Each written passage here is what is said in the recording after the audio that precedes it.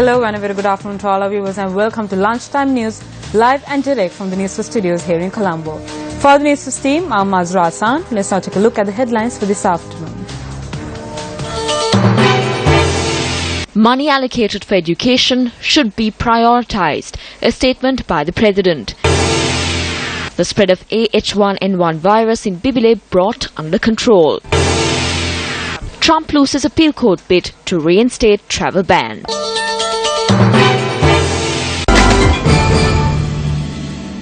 Today marks Navam Full Moon Poya Day.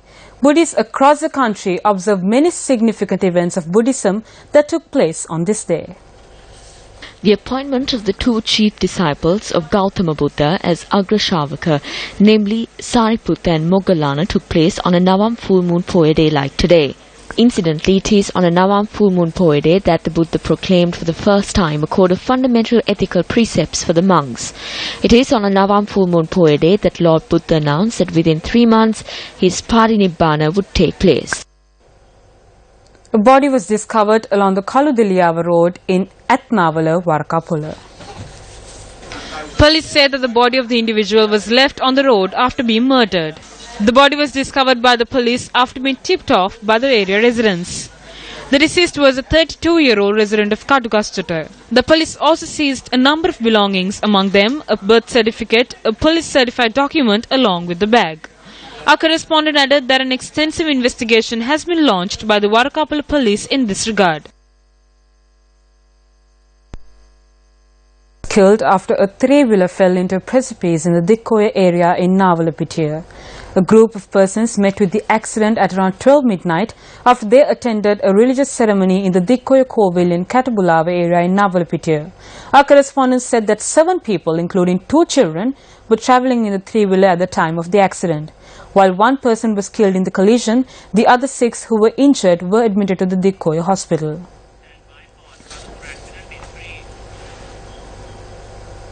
One person has died following an accident which took place in the Puttanegama area in Anuradhapura. Police said that a 60-year-old who was pushing his bicycle along the road was run over by a car last night. The deceased, who is a father of 4, is a resident of Puttanegama. Our correspondent said that the body is placed at the Anuradhapura Teaching Hospital. The police has arrested the driver of the car. The spread of the AH1N1 influenza in the Bibila region has been brought under control. Director of Health Services in the Munaragala region, Surango Besekara, said that as of now, 16 patients have recovered from the illness and been discharged from the Bibila hospital.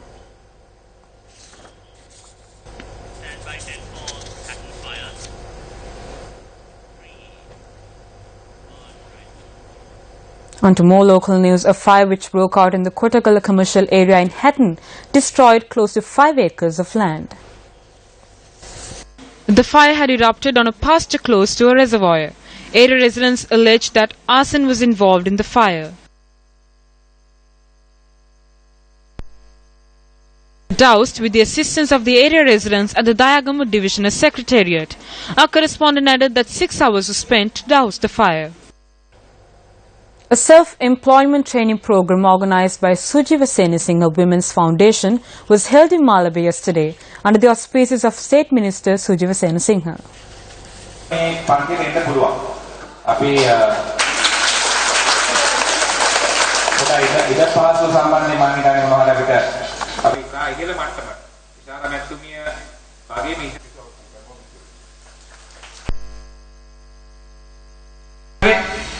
When we take countries such as Malaysia, Bangladesh, Pakistan and India, all of these countries have many private universities.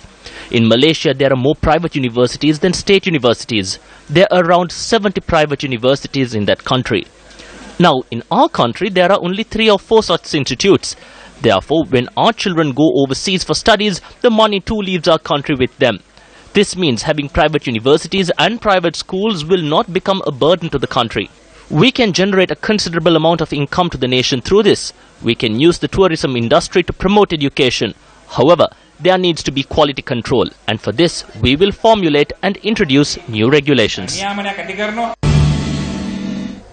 Now on to one of our headline-making stories. President Maithripala Sirisena says that priority should be given to funds allocated for education. The President expressed these views speaking at an event held at D.S. Nanaka College in Colombo today. An event was held today under the auspices of the President to celebrate the 50th anniversary of D.S. Nanaka College, Colombo. At the event, the new office complex for the school was declared open by the President. We are in the process of formulating a plan to address the shortage of teachers existing in the country. We hope to rectify the issue of teacher shortages in Sri Lanka within the next 2 years during the reign of President Maithripala Sirisena. We see this as a revolution for the sphere of education.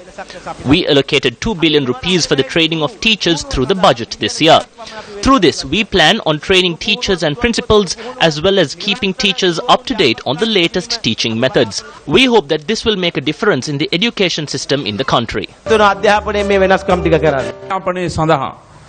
A major problem that exists in the country even today is how much of the money allocated by the government for education is actually spent in a proper manner for the education sector. In the manner in which the Minister of Education also mentioned, if you visit the 10,100 odd schools in the country and ask them what problems they face, the issues they have are many. We have spoken about this for the past 2 years. But I'm still not sure if the Ministry of Education or provincial councils have been made aware through a circular regarding the amount of money that has been allocated for education. Now last year, some provincial education ministers told me that the money allocated for education in their respective provincial councils were too much and requested that the money be diverted to other ministries. However, if you visit 10 schools in the country, 8 of those lack basic facilities such as classroom furniture, proper sanitation and proper waste management processes. A first day cover and stamp issued in line with the 50th anniversary of D.S. Nanaka College, Colombo was handed over to the President.